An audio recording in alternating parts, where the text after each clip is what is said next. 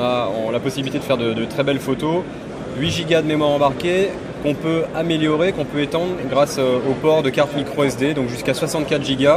Et évidemment, on peut bénéficier du cloud de Microsoft qui nous permet d'avoir 7 gigaoctets de mémoire en ligne de stockage. Donc voilà, on a un produit compact avec un bel écran 3 pouces 8. On a une gamme qui s'élargit puisqu'on a du 3 pouces 8, du 4 pouces 3 et du 4 pouces 5. C'est notre écran le plus petit et notre produit le plus abordable en termes de tarifs. Le prix justement ? On a un prix officiel qui est positionné à 259 € TTC. Donc on a évidemment accès à tout le magasin d'applications, tout le store de Windows Phone qui compte aujourd'hui près de 126 000 applications. Donc évidemment on va retrouver les applications les plus connues d'information et tout ce qui peut vous intéresser que vous pourrez trouver quasiment sur les autres écosystèmes. La particularité de Nokia, c'est évidemment de continuer à développer sa propre expérience utilisateur. Donc on a de nombreuses applications qui sont déjà disponibles et qui seront évidemment disponibles pour Lumia 620. Toutes les applications de navigation, donc avec la navigation routière, la géolocalisation avec Nokia Carte, Nokia Explore qui permet de faire de la réalité virtuelle et Nokia Transport qui permet de faire du calcul d'itinéraire en transport en commun. On a annoncé il y a quelques jours une nouvelle application qui s'appelle PhotoBeamer qui vous permet d'envoyer, de streamer des photos directement sur un écran connecté. Alors ça peut être une Smart TV, ça peut être l'écran d'une tablette ou d'un PC. Pas besoin de connecter le téléphone, le smartphone avec un câble. En fait, on va directement streamer les photos sur cet écran-là, c'est ultra simple. Alors la navigation, elle est gratuite, je reviens dessus parce que c'est quand même un point fort de Nokia depuis des années. Donc on a de la navigation routière. Là, c'est une version bêta encore, donc qui va sortir, j'espère, très bientôt en version classique. Mais elle est complètement fonctionnelle, qui vous permet... évidemment, je ne l'avais pas lancé avant. Vous pouvez télécharger les voix, je peux télécharger des voix, des cartes. Elle marche en mode offline. C'est-à-dire que vous arrivez dans un pays étranger, vous n'avez pas téléchargé les cartes, vous n'êtes pas du tout organisé. Vous allez dans un restaurant avec du Wi-Fi... gratuit, vous pouvez télécharger les cartes du pays gratuitement et après vous balader avec un véhicule de location ultra simplement. Donc là on peut télécharger les cartes, on peut télécharger des voies, on vient de rajouter en français les voies avec les noms des rues, donc au lieu de vous dire simplement tourner à gauche, ça va vous dire de tourner à gauche rue Victor Hugo par exemple, donc c'est de plus en plus simple. On a une solution de géolocalisation et de navigation routière et pédestre qui est je pense une des meilleures du marché aujourd'hui. Donc ça c'est très fonctionnel. Nokia Carte qui permet de faire de la géolocalisation et qui va vous trouver les points d'intérêt avec toutes les informations inhérentes aux points d'intérêt, donc la possibilité d'appeler directement si c'est un restaurant ou un magasin. Vous avez les avis, on va chercher les points d'intérêt autour du web. Les restaurants, hôtels. Les restaurants, les hôtels. Voilà, donc j'ai plein de points d'intérêt qui apparaissent. Donc là, on va cliquer sur celui-là, c'est Office Dépôt. Je clique dessus. Il va m'expliquer comment y aller. Donc ça va me lier aussi avec la navigation. Si y a une photo qui a été prise par une personne, un consommateur, elle va apparaître là. On peut avoir des reviews. Donc une review pour Office Dépôt, il y a plus fun comme point d'intérêt.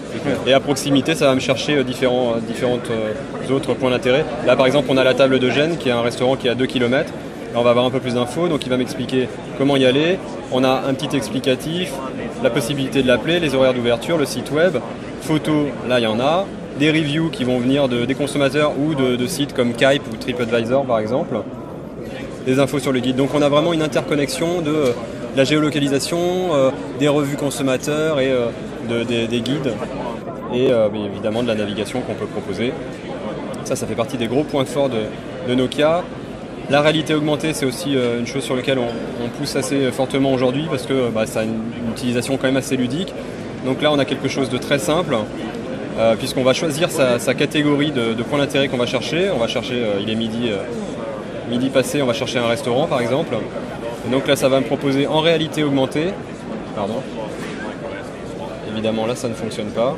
Oui, vous affichez un peu des étiquettes. Et ça va m'afficher c'est dommage parce que ça marchait jusqu'à maintenant. Voilà.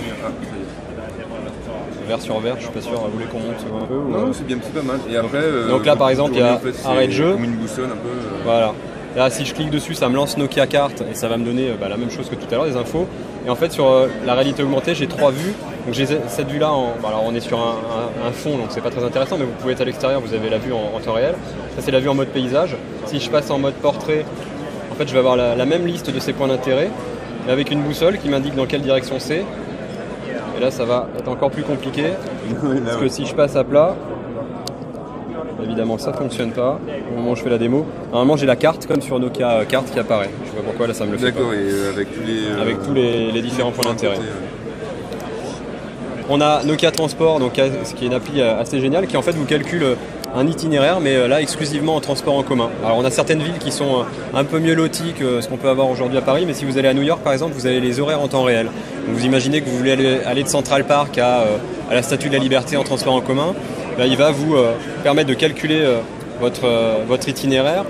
Et si par exemple il y a un problème avec une ligne de métro, hier il y a eu un problème, quelqu'un qui est passé sous une ligne de métro, ça arrête la ligne, bah, ça va vous permettre de calculer l'itinéraire en temps réel en évitant ce point de blocage. Donc voilà, on va pouvoir calculer une adresse et des choses comme ça va vous calculer l'itinéraire.